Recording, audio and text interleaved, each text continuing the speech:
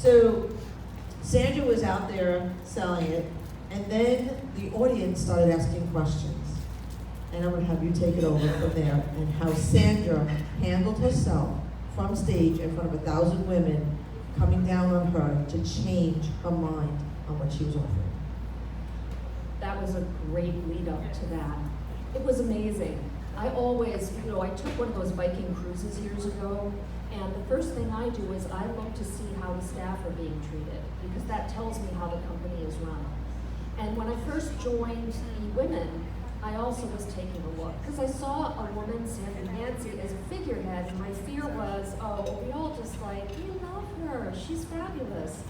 And so at this conference, it was really my first time to really experience this with everybody in the room. And she is, talk about sales mastery. So, we have RISE this year, that theme, which is risk, innovation, sales mastery, and finally execution. And this falls under the letter E for me.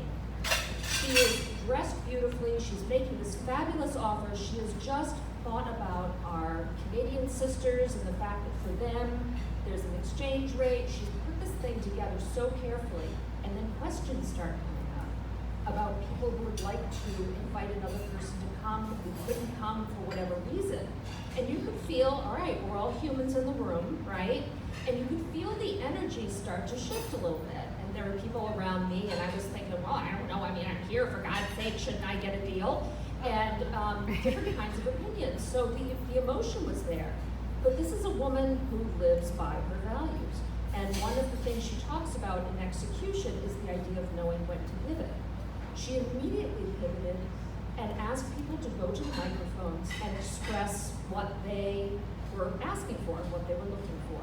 And that happened.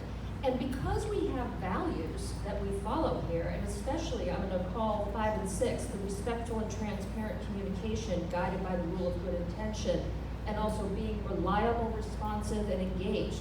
We listen and seek win-win outcomes. She was living that. So she took it all in, and then she said, I'm going to take this to my team, and I'll come back to you later with what we've decided to do.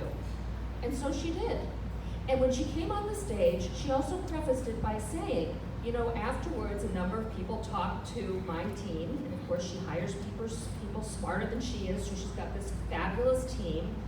And they thought that there were about 30 different interpretations of what the discussion was on the stage, as can happen. Again, we're all human beings, but we've got these values. So she said that this is what the offering was going to be. And so then she laid out the offer. And I felt like it was a win-win, because I don't remember the exact details of it, because I was so fascinated with all the dynamics in the room. The fact of human beings being in a room, but being calm because these values are lived and shared. That is so important to me. I have always been looking for an organization that lives that way. And the fact that we were having civilized discourse about what we needed. Everyone has a fear of missing out or wanting.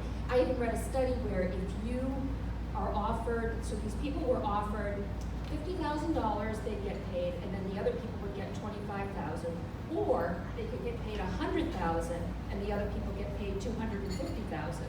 56% of the people wanted to be paid more than other people and picked the $50,000. So this is all of us just being in our natural way. The values make the difference, and I just thought it was an absolute home run.